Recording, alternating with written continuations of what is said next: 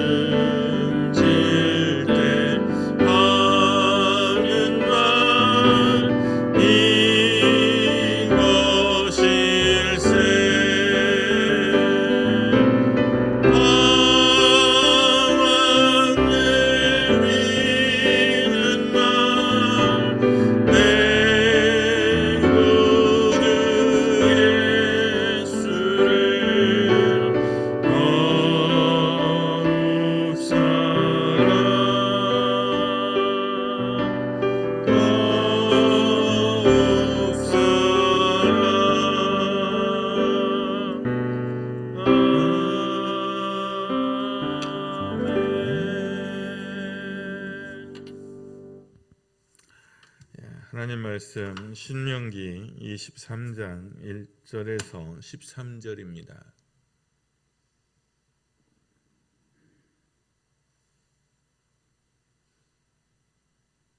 8절까지네요. 제가 잘못 줬네요. 신명기 23장 1절에서 8절까지 교독하겠습니다. 고환이 상한 자나 음경이 잘린 자는 여호와의 총회에 들어오지 못하리라. 사생자는 여호와의 총회에 들어오지 못하리니 10대에 이르기까지도 여호와의 총회에 들어오지 못하리라. 암몬 사람과 모압 사람은 여호와의 총회에 들어오지 못하리니 그들에게 속한 자는 10대뿐 아니라 영원히 여호와의 총회에 들어오지 못하리라.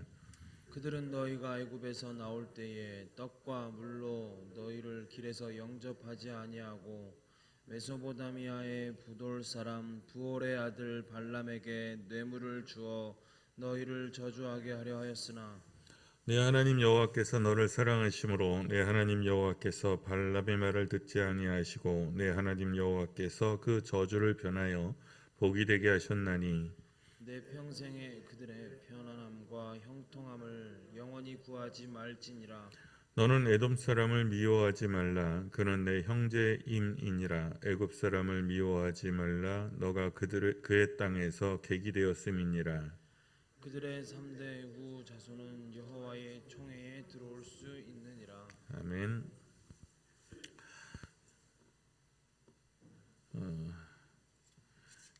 오늘 본문은 여호와의 총회에 대한 규례예요. 총회가 뭐냐? 이건 이제 여러 가지 좀 의견이 갈립니다.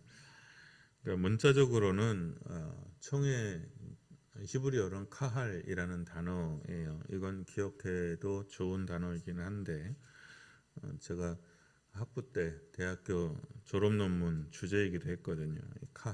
카할이라는 이 히브리어 단어의 번역인데 직역을 하면 모임, 집회, 회중이라는 뜻이에요. 카할이라는 단어는. 그리고 어원적으로는 부르심 또는 음성과 연관되어 있는 단어예요. 그래서 이 시대에는 집회를 하거나 뭘 하려고 하면 나팔을 길게 불러서 군중들을 소집했죠. 그 나팔을 소리를 듣고 모인 회중, 그걸 보통 카할 이렇게 불렀어요. 그리고 이거를 이제 구약 성경의 카할이라는 단어가 여러 곳에서 나오는데 이제 신약에 넘어오면 신약은 보통 헬라어로 성경을 기록하잖아요. 헬라어로 성경을 기록하죠. 그랬을 때 그 카할이라는 단어를 번역한 헬라어가 에클레시아예요. 에클레시아 또한 같은 의미를 가지고 있는데 이제 특히 도시국가, 그리스 도시국가죠.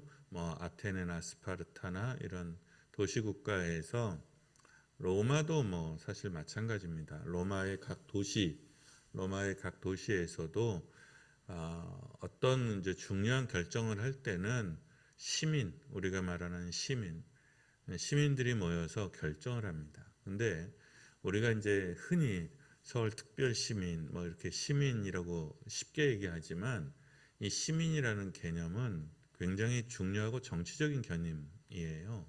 그랬을 때 시민의 첫 개념은 자유민이라는 뜻입니다. 그 다음에 자유를 가진 남자라는 뜻이고, 그 다음에 세금과 그리고 군역을 질 수 있는, 책임질 수 있는 남자, 그게 시티즌이에요. 그러니까 여자도 아니에요. 그리고 이방인도 아니고 노예도 시민이 아니에요. 그 시민이라는 건 정치적 자유를 가진 사람의 의미를 가지고 있고, 그리고 세금을 낼 수 있고 병역의 의무를 감당할 수 있는, 그래서 전쟁이 나면 실제로 전쟁에 참여했거나 참여할 수 있는 자유민을 의미해요. 그래서 뭐라 그럴까요? 되게 자부심 가득한 단어가 시민이거든요. 그 시민들이 모여서 그 무엇을 결정해요. 그러니까 왕이 뭘 결정하면 시민들이 준행하는 게 아니고요. 시민들이 무엇을 결정하면 왕이 그걸 따라야 해요. 심지어 로마의 황제조차도 시민이 결정하면 그걸 따라야 하는 거예요. 거기에서 뭘 하냐? 그럼 보통 지도자를 탄핵하거나 결정할 때 또는 전쟁을 결정할 때, 이게 가장 크죠. 전쟁을 결정할 때 항복할 거냐, 적들이 쳐들어온다, 우리 어떻게 할 거냐, 나가서 싸울 거냐, 뭐 결사항전할 거냐, 그리고 누구를 지도자로 세울 거냐, 이런 거를 결정하는 집회가 카할 또는 에클레시아였어요. 커다란 공사 때나 보통 때와 다른 액수의 세금을 추징할 때도 그렇게 했습니다. 이 정치적인 용어를 신약에서는 에클레시아를 교회로 번역을 합니다. 그러니까 예수님께서 내 공동체를 세우겠다라고 표현을 하면 그걸 교회라고 표현을 하는데, 그때 사용된 단어가 카할 또는 에클레시아라고 번역을 했어요.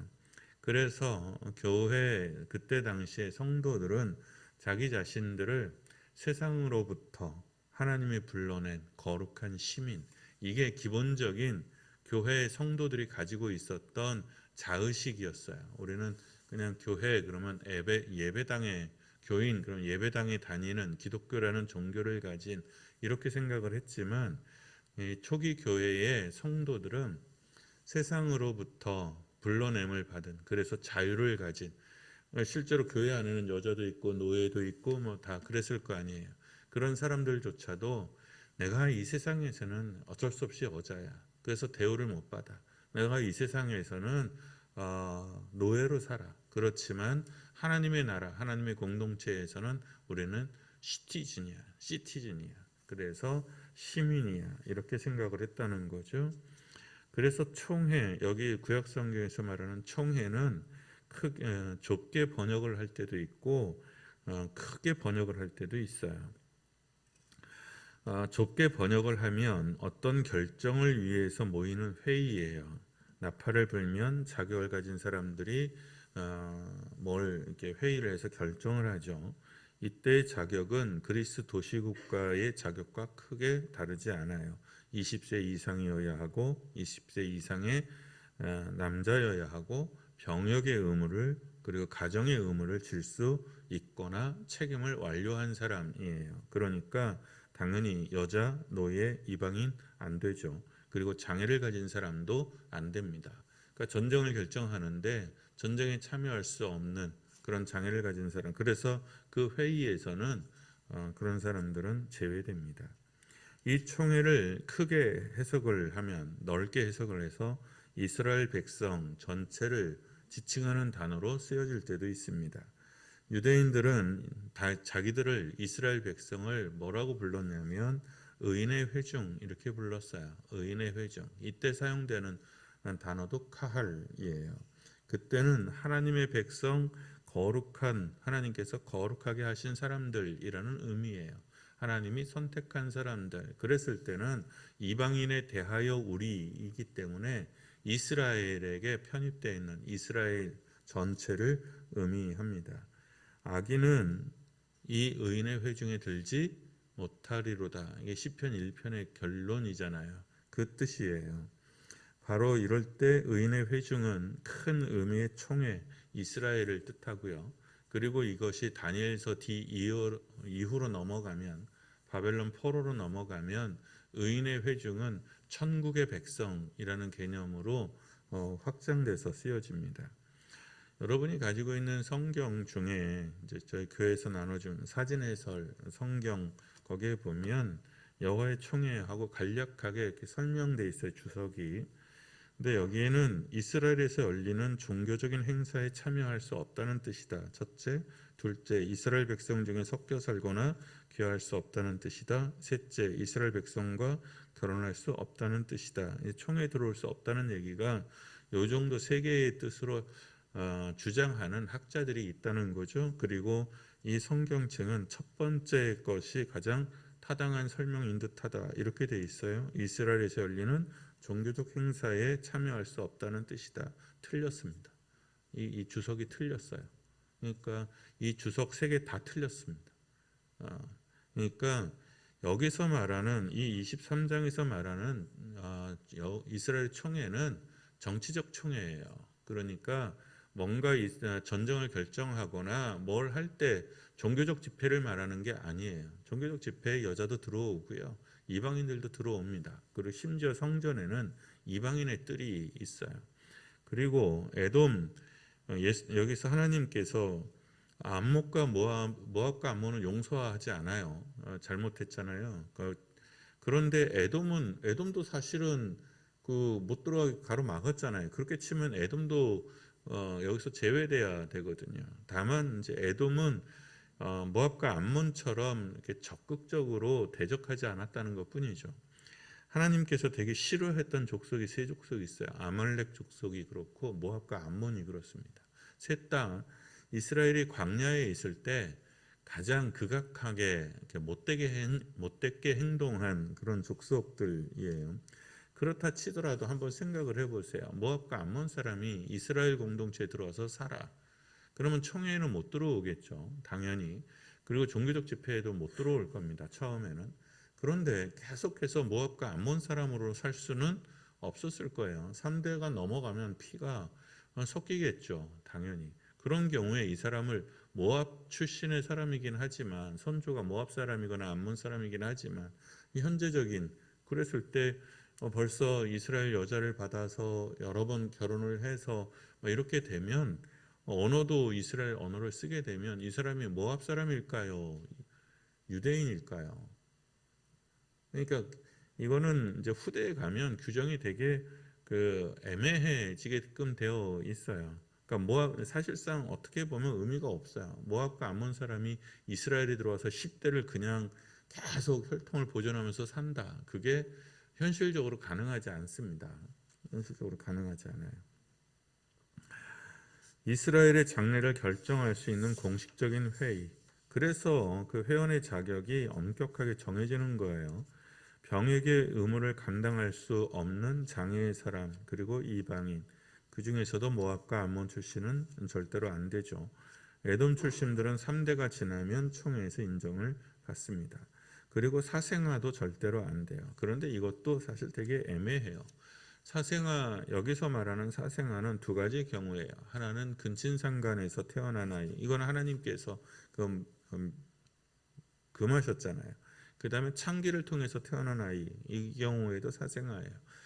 이방인과 유대인을 사이에서 난 거를 사생아라고 말하지 않아요. 그러니까 정식 혼인은 늘 정식 혼인의 절차를 거치면 그냥 되는 거거든요. 어쨌든 도시국가의 시민들의 프라이드가 장난이 아니었듯 유대인의 남자 이 프라이드 또한 어마무지했어요. 그게 뭐냐면 자격이거든요.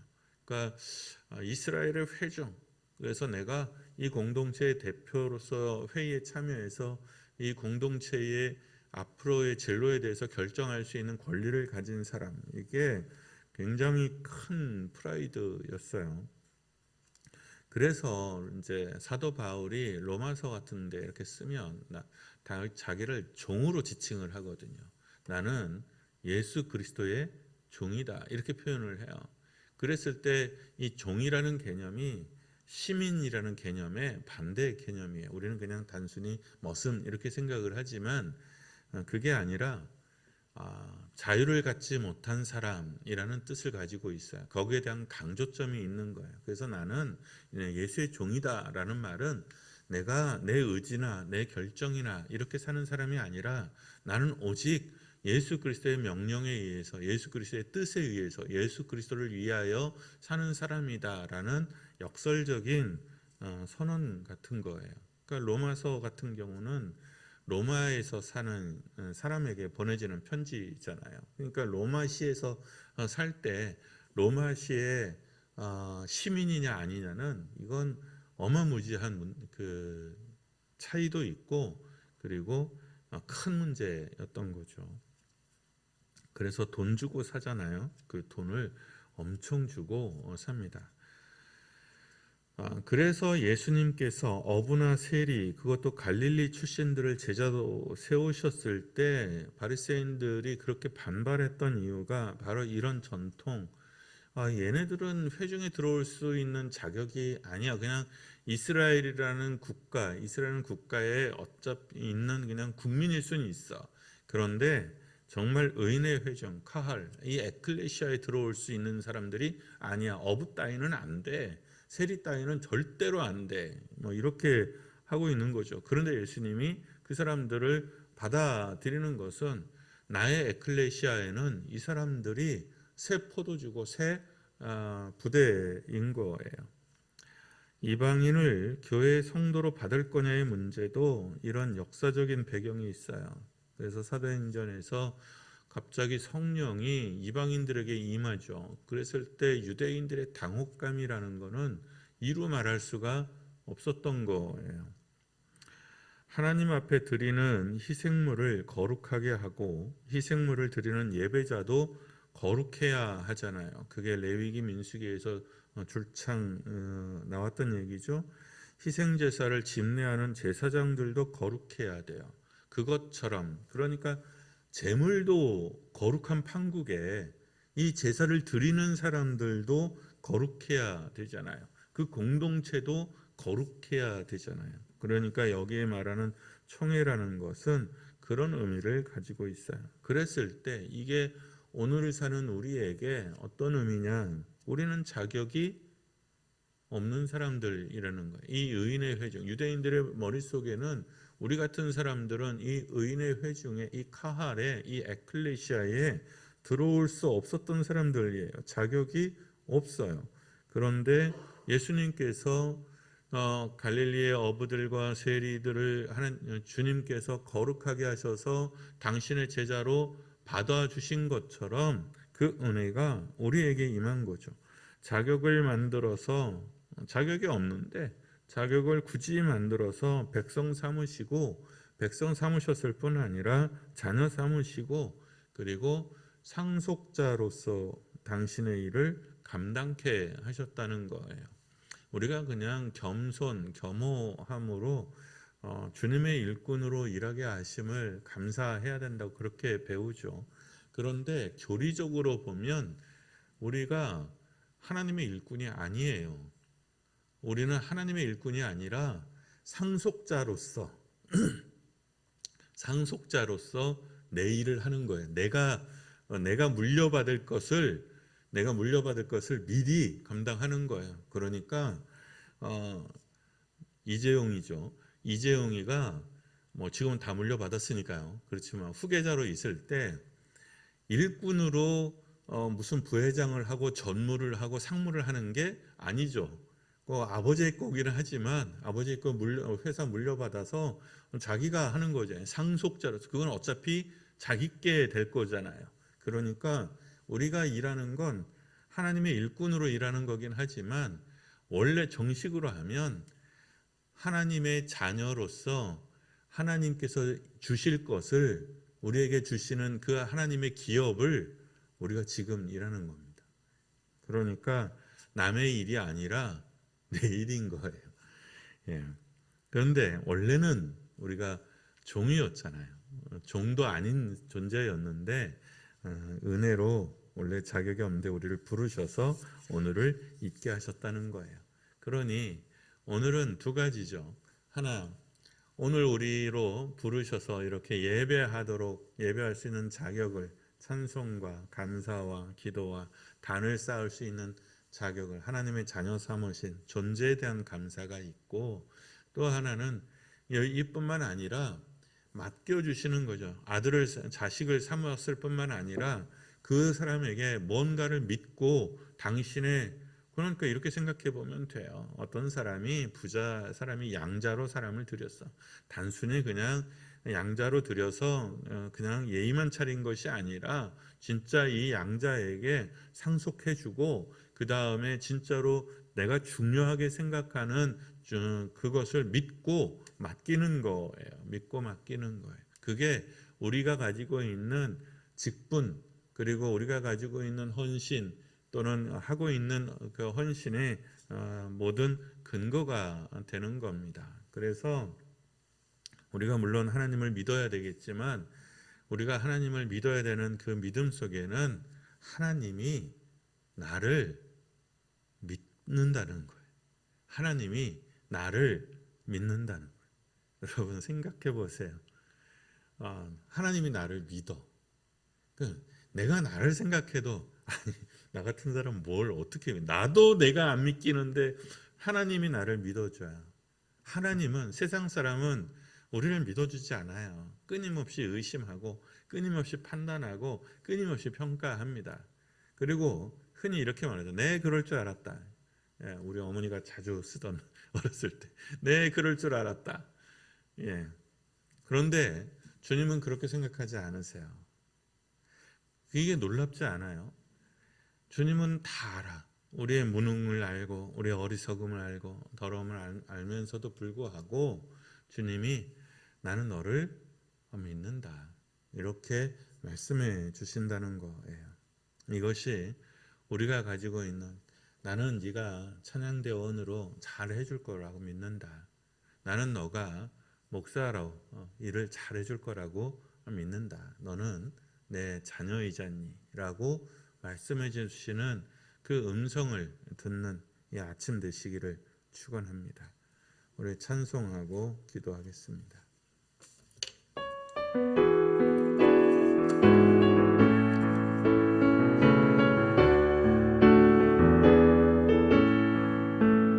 나의 죄를 정케 하사 주의 일꾼 삼으신 구세주의 넓은 사랑 항상 찬송합니다.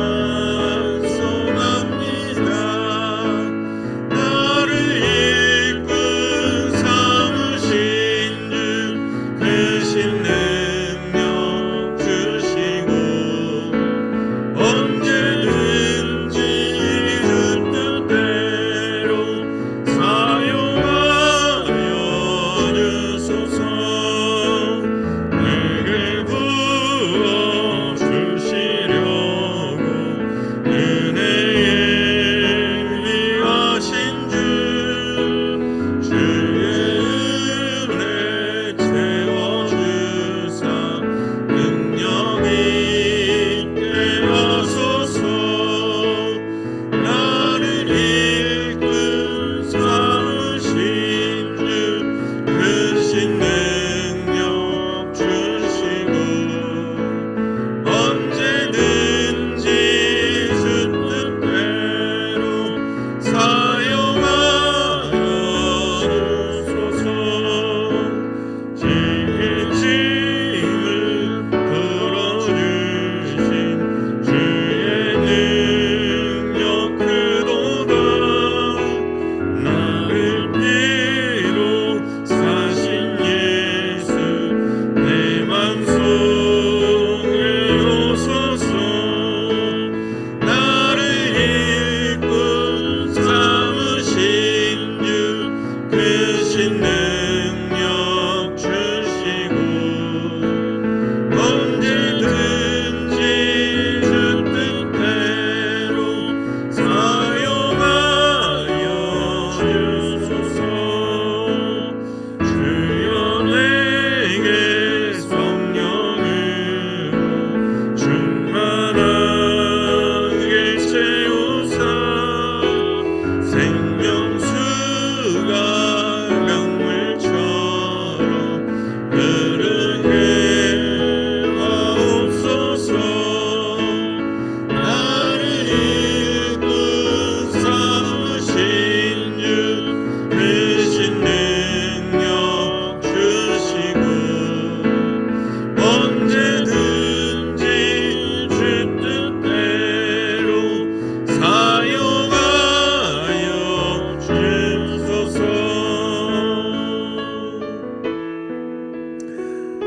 나를 씻어 나를 거룩하게 하셔서 자녀되게 하심을 상속자가 되게 하심을 감사합니다. 나를 복되게 하여 일꾼 삼으신 것을 감사합니다. 하나님의 사람다운 지혜와 능력을 구합니다. 하나님 자녀다운 성결함을 하나님의 일꾼다운 능력과 지혜를 달라고 기도합니다. 먼저는 우리 존재에 대한 하나님의 은혜에 대한 사랑에 대한 감사를 먼저 돌려드리고요. 그리고 하나님 사람다운 지혜와 능력을 간구하시기를 바랍니다. 나의 죄를 정케 하사 죄의 일꾼 삼으신 구세주의 그 참 놀라운 그 깊은 넓은 사랑을 찬송합니다. 우리 말씀과 찬양을 기억하며 우리 자신을 위하여 잠시 기도하겠습니다. 기도합니다.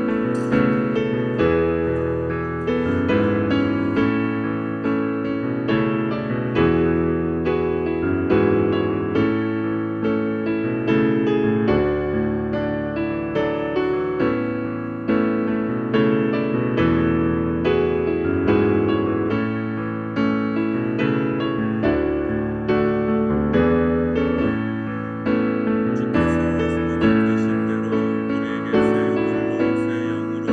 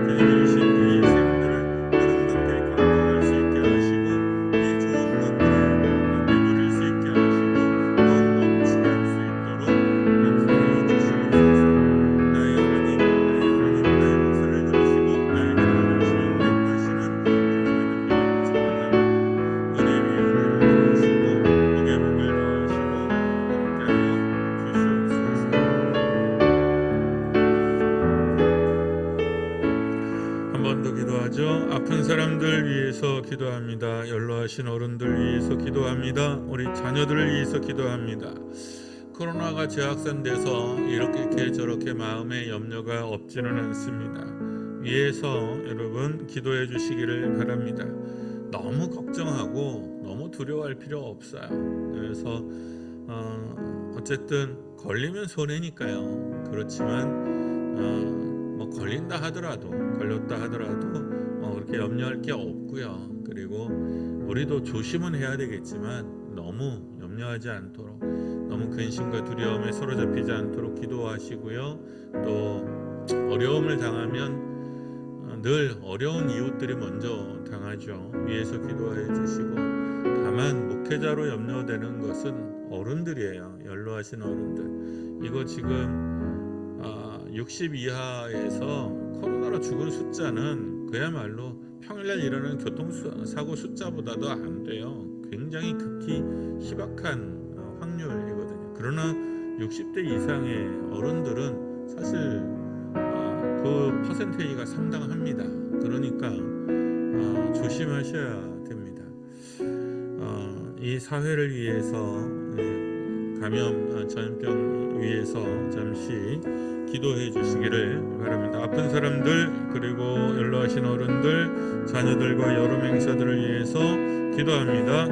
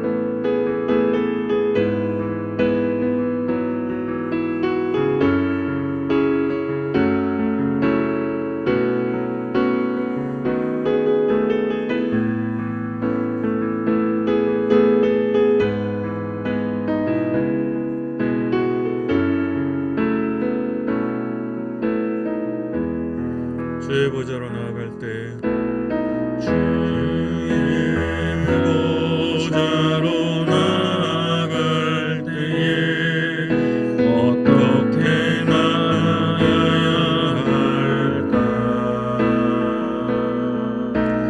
나를 구원한 주의 십자가, 그것을 믿으며 가네.